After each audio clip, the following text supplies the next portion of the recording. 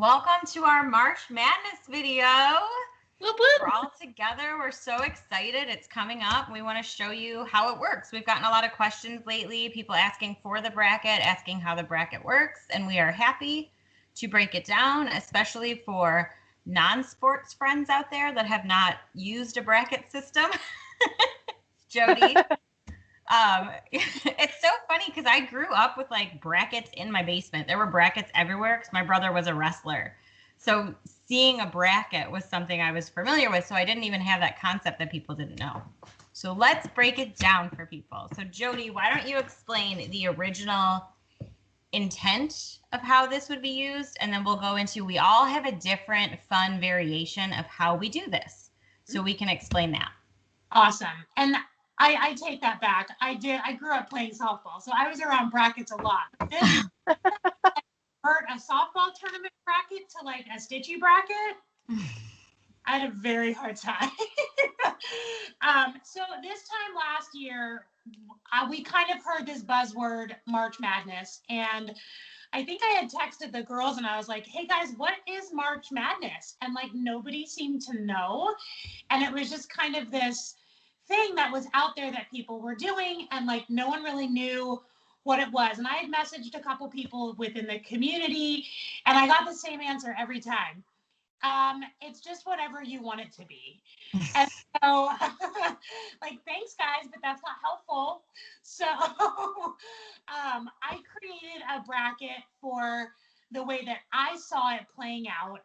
And I wanted it to be totally different than Mania, where you start a million things, or you touch a million things, or you work on a million things, because that's just not the kind of stitcher that I am. And so I wanted this to be focused on, like, the end goal for this whole thing was to have an FFO by the end of the month. If you guys don't know me by now, I am obsessed with FFOs. So that was my goal for this, but the girls afterwards will explain how this can be mashed into anything that you want it to be based on what your end goal is. So Erin, can you pull the bracket up, and then I'll just kind of talk about like how I figured this out. All right, so there's very, I think, clear instructions in the corner. It might not be clear to some, so I'll just explain how I did this. So basically what I do at the beginning of March is I pick 4 whips and 4 new starts. You don't have to do that. You can do 8 new starts, you can do 8 whips, whatever you want. The only tip that I would give you here is that if your end goal is to have an FFO by the end of March, is to pick something that's not like a Haid, okay? Like, don't pick something that's unrealistic that you're not going to finish. So I think a really cute idea for this would be maybe ornaments. Like if you did 8 ornaments, or if you had 4 whips in your stash that were kind of close to being finished, but you just haven't had the motivation to pick them up or touch them in a while. But as far as starts go, I would definitely do something on the smaller side, just so that it's not overwhelming. Because again, the end goal is to have a finish. Mm-hmm.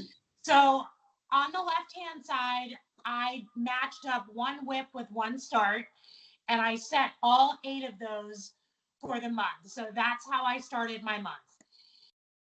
I did Instagram polls. I think the rest of you guys did Instagram polls as well. So basically on day 1, I started with the very top bracket, and I just put a poll out there, what should I work on? And then whatever that project was, I stitched on it that day, and then I moved it into the next bracket where Erin's cursor is. Mm-hmm. And then I did that for day 2, day 3, and day 4. So after 4 days, I had it narrowed down to 4 projects. Then on day 5, I put a poll up for that first kind of sub bracket. And whichever won that, I stitched on it and I moved it forward. And then let's see, so at the end of 1 week, I had it narrowed down to my final project. I am not a fast stitcher.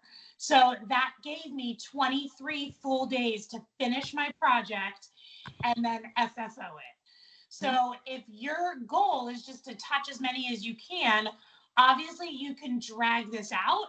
I know Erin's got dates on hers and different days that she'll work on different things. You don't have to touch it for just one day.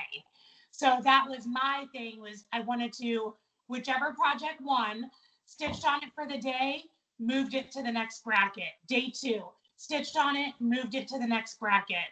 And then that way I gave myself like 3 weeks to actually finish my winter project and then FFO it. Mm-hmm.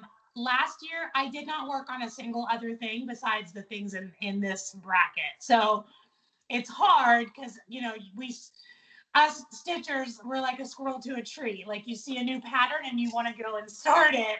Mm-hmm. But this really kept me focused on like, okay, this is my project. This is the one that like made it to the final bracket. This is the one that I'm going to FFO. So that's how I did it. You can do this any way you want. I'll turn it back to Erin because I know you've got your brackets all filled out already. Mm. So go ahead and tell us how you do it because I think it's very different, which is awesome. The main difference between our two styles is that instead of just posting my 2 projects, I stitch on them first, then I post them and say, which of these 2 should I move on with? And then I wait. So I don't know how well you'll be able to see this, but I'll do those on March 1st and March 2nd. And then I won't touch them again until March 9th. That's exactly the way that I do it as well. So then on the 3rd, we move on to our next 2 pairings. And then, so I'll stitch for 2 days before I post my Instagram poll. Then I won't even touch that winner for another, however many days that is. So there's 8 lines that go down top to bottom. So you stitch the first line on day 1, the second on day 2, yes, down to day 8, right? All the way down to March 8th. And then I come over to my winner. Got it. So then I'm doing my winner versus my winner. And then whoever wins from there, I'm not going to stitch on that until the 13th. Because then I have to come down here to my 2 winners from here. So then on the 13th and 14th, we have my finals and then my winner. Okay. So then I give myself 2 weeks to do an FFO, which you guys know how I stitch is more than enough time. Not to mention, I'm picking projects that I know I could finish within 2 weeks if I have to. Right. Yeah. And that's the exact same way that I do it because my whole goal was to be able to put, similar to Stitch Mania, was to be able to put some stitches in on every project that I have allocated for the bracket. So like Erin said, you get to day 15. So March 15th is the final project. That's technically your winner. And from the 15th until the 31st, you have to complete the project and get it FFO'd, which, like she said, is more than enough time. Jody just gives herself an extra week. She just chooses to do it that way. But either way is completely fine. And the bracket will work regardless of what technique you choose to do. But like Jody said, I would recommend picking projects that if you looked at it, this isn't, like I wouldn't pick my haunted house piece. I don't know how many people are familiar with that from, I'm blanking, Tiny Modernist. That's right. It is gigantic. It's like 200 by 200, whatever. I'm never going to stitch that in time. I'm just never going to. So I'm picking projects that are doable. Yeah. You doing the 4 whips and 4 starts, or I am, yes.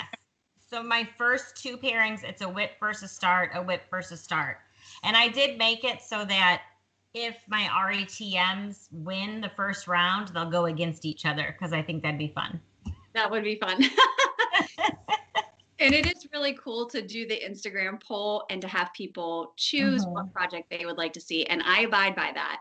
So regardless of what I really want to go to the next bracket, I will go with what the viewers want. So it's just a really interactive way. And of course, you don't have to do that. Some people will choose to just put them into like a like a stitch wheel where you just like you spin the wheel and whatever it lands on is the one that moves on. You could have your husband or your friend or your mom pick one for you. So it's kind of fun to get other people involved. And I think this is probably the only way that we really get other people involved in the stitching process with picking what we work on. So and like, because I remember last year I did my poll and I had like, I think it was like my Pennywise or my Art the Clown or something. And like that got picked and I was like, fuck, like I didn't want to work on it. Yeah, but you have to, you kind of have to. Yeah. Feel like I wasn't feeling it, but like it forced me to work on it, which is good. But then I kind of regretted like not picking things that I really wanted to work on. Yeah. And I had my daughter pick my order of like what went against what too. I only manipulated, I manipulated my whips, but she picked the order of my new starts. Yeah. So even that can be fun. Like you can get people involved in it. I love March. I look forward to this, I think, more than any other thing that we do stitch wise. Like this is my favorite. I love this idea. And it was fun last year to see people who I never thought would vote and become involved in the picking process on Instagram. And then of course, like it like transferred to Facebook and people were really excited to see like what projects got to be worked on again. So it's really, really fun. I agree. It's to me, it's more exciting than Stitch Mania or Christmas in July or Halloween stitching. Just because we can involve everybody in this process. So, and even if you're not on Instagram, this might be a good time to just open an account just for this. Like you don't have to friend anybody else, but if there are people that you want to vote on and you want to see their project and have an opinion on it, then now's your chance. Absolutely. So where can they find the bracket? Because we have a lot of people that are asking about the bracket. That is a great question. So we're still working on making it an easier process. But for right now, if you email us at steelcitystitchers@gmail.com, we will send it to you in the form of a PDF. And then you can just print that and handwrite into it. We don't really have a workable document for you to have. But this is I think this is an easy way. And then you print it and you can hang it up. It goes in my room and I can look at it. I mean, what I like is that I save it. And so I have my last year one and it's in my scrapbook. Agreed. Yeah. It's fun. But we're eventually, hopefully, going to have a link for it in our link tree on the Steel City Stitchers Instagram and on our handles. But for right now, the easiest way, just email us and we'll get it right to you. Can we post our individual handles below just so that yes, Erica does that it'll be down there. Okay.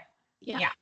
It'll be that's right, it's on all of them. Yeah, because we'll be posting on our individual pages. Yeah, so definitely follow along. And then of course through the month of March we'll be updating you guys for our regular videos on what we've worked on that week and winners and who's advancing so that you guys can continue to be involved and watch this process. So I think that'll be fun. Yeah, it's going to be awesome. March Madness.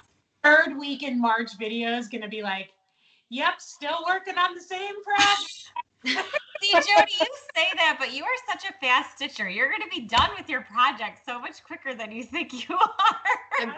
Oh, I don't know. I might pick one that's kind of a medium-sized one. Just, I don't know. Maybe I'll spread my bracket out. I love your idea.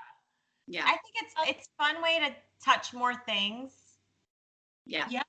Sure. I think that maybe I can do that. Yeah. And I like that I get to work on it. Like in Mania, you kind of work on it once and put it away, just like 25 Days of Stitching was.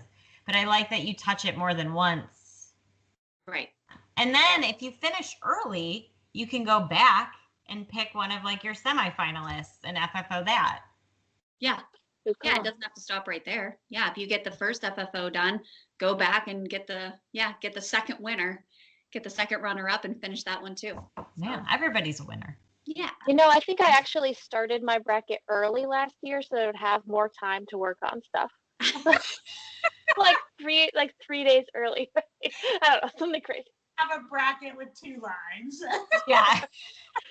Hey, and if that's what you do, that's what you do, man. At least you're playing the game. Exactly. Mm-hmm. As long as you have some type of bracket system, you can say that you are participating in March Madness. So come bracket with us because it's fun. So what's our hashtag for this? Well, I think last year's SCS March Madness. Yeah. so let's do SCS March Madness 2021. Yes. And we'll link that in the description box below as well. So please make sure that you tag that hashtag whenever you're posting your stuff so we can see what you're we can see. I want to see what everybody else is doing. Yes, absolutely. So I think that's it. I mean, it's pretty simple. Let us know if you have any questions. And Leave tag comments and stuff below. help you guys vote. Oh, yeah. Yeah. Absolutely. I would love to vote. I want to vote on everybody's stuff. That's the fun part. I agree. All right. So then let us know if you have any questions, and then we will see you guys next time. Good luck. Bye, friends. Bye.